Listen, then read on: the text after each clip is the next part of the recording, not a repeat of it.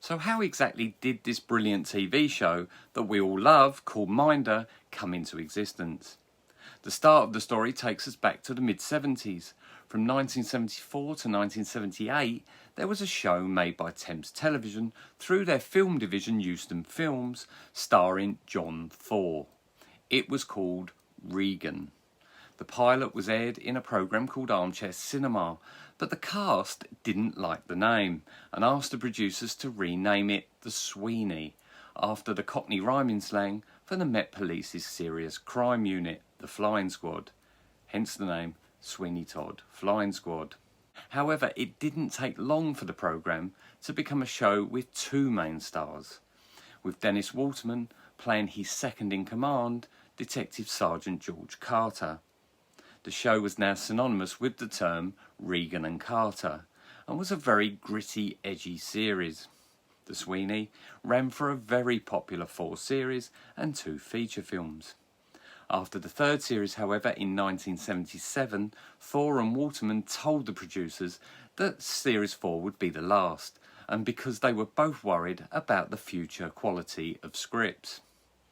Also in 1977, another programme made its debut, that this time mixed police with MI5, under the banner of CI5, starring Martin Shaw, Lewis Collins and Gordon Jackson. That show was, of course, The Professionals. So was The Sweeney's End connected to the emergence in 1977 of The Professionals? A programme that seemed to be a little bit more modern? I guess we'll never really know, but it did put the Sweeney's writers under a lot more pressure. The creation of The Professionals and the end of the Sweeney, even if that was a coincidence, caused a huge problem for Thames Television. Back in the 70s and 80s and even 90s, ITV was split into regions and wasn't one entity like it is today. Granada TV was based in Manchester and did Coronation Street. Yorkshire Television was based in Leeds and did Emmerdale Farm and Rising Damp. Anglia Television did Sale of the Century, live from Norwich. And London had Thames Television, but only from 7 o'clock Monday morning till Friday at 7 o'clock in the evening, when Thames Television said goodbye and London Weekend Television took over. The Professionals was an LWT show and therefore shown on a Friday night, which left a Sweeney-sized hole in Thames's weekday schedule. Also, they needed a programme to stop one of Thames TV's biggest stars from being poached by either the BBC or even a rival ITV company. That actor was Dennis Waterman. So Euston Films, the makers of The Sweeney, were tasked with coming up with that programme for Dennis and Thames Television. They were headed by the fantastic producer Verity Lambert, who had produced Doctor Who, Budgie with Adam Faith, and a film close to my heart, The Knowledge, and would go on to do Widows and Clockwise and many other things. With script executive Linda Agren, they searched high and low for the right script. Nothing came along. Then a writer called Leon Griffiths sent them 2 scripts and a few ideas for a few more programmes. That was called Minder. Verity and Linda both loved it and asked producer George Taylor to take the script to show it to Dennis. They met in the Turk's Head pub Twickenham and Dennis read through it and loved the script. He even suggested an actor who he thought would be ideal to play Arthur Daly. That suggestion was Denholm Elliott, who Dennis had met many years previous at the Royal Shakespeare Company and worked with him on the Sextet for the BBC. He was also in an episode of The Sweeney. But the producers thought Denholm Elliott was just too smooth. Verity Lambert liked George Cole, but the other producers thought George was too middle class. Verity, in making her case for George, reminded them that he'd been Flash Harry in the St Trinian's films and could do it. So a meeting was arranged with George at the Cavendish Hotel with Linda Agren and producer Lloyd Shirley. Linda and Lloyd were sat waiting. George Cole, wearing his hat and coat, walked into the room and went to the bar.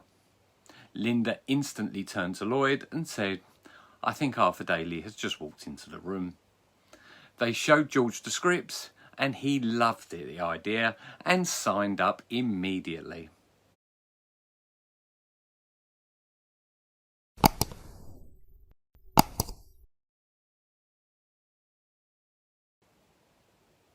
What Minder would have been like with Denholm Elliott as Arthur, we just don't know.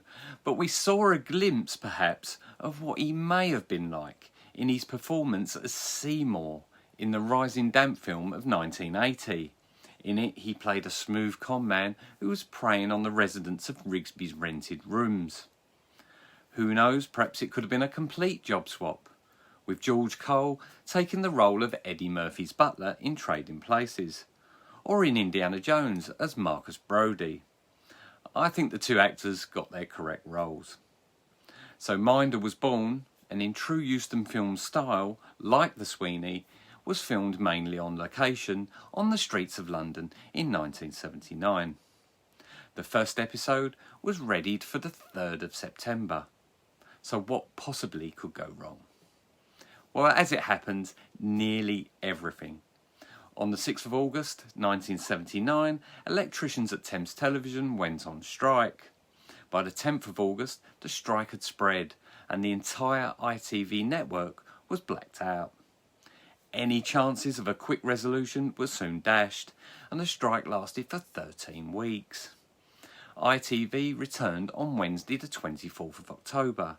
Minder was quickly rescheduled for Monday the 29th of October. 5 days were just not enough to advertise this new show, and to make matters worse, the TV Times were also on strike and could only produce a skeleton edition. In that edition, the entry for 9 p.m. on that Monday read, 9 p.m, The Minder. So they couldn't even get the name right. So the first series was very much chucked in the deep end and told to swim. And swim in the first series, it just about did. Viewing figures were okay but not fantastic. One of the reasons was, as I said before, the strike and also the lack of advertising. But there was another problem. In the first 6 episodes, there were 4 different writers. Leon Griffiths wrote the pilot, Gunfight at the OK Laundrette, which was dark and gritty. Paul Wheeler wrote the 2nd episode, which was a lot lighter and a lot more funny. Leon Griffiths then wrote the 3rd episode, which went back to being a bit darker and more violent. So the first time viewing audience were left confused on just what Minder was. At the end of the first series, the cast and crew said their goodbyes. There was talk of Minder being stopped. Verity Lambert made the case to Brian Cowgill, the programme controller of Thames Television, that Minder should continue. Dennis Waterman, while attending the TV Times Awards, bumped into Brian Cowgill while leaving. It was here that Brian said to Dennis, "Would you do another series of Minder?" He obviously said yes, and the programme was commissioned. The only problem with that was that Leon Griffiths, the creator of Minder, suffered a huge stroke. George Cole said that he couldn't even write a suicide note, let alone a script. So a replacement was sought. George Cole in his book admitted that they seriously wondered if anyone would be able to come in and recreate the number of scripts that Leon brought to Minder. Script executive Linda Agren then brought in Tony Hoare, who had written T64, Your Time is Ticking Away, in the first series. He'd also written for other crime shows such as Z-Cars and The Bill. On top of that, he'd also served time in prison for a 1960s bank robbery, so he knew what he was talking about. He went on to write 20 episodes, including the last episode, The Long Good Thursday, although at the time, Tony Hoare didn't know it was the last episode. Series 2's viewing figures improved, but Minder was still in danger. In 1980, Leon Griffiths was presented with a Writers' Guild Award for Minder. This could well have clinched another series, the 3rd series. It would be the last time, though, that Minder would be under threat. The viewing figures went up week by week, and became Thames TV's biggest international earner. Sold to over 70 countries around the world. And considering Thames TV had Benny Hill, that was a major achievement. So, many thanks for joining me on this video about the early days of Minder. Please like and subscribe, it really helps us out.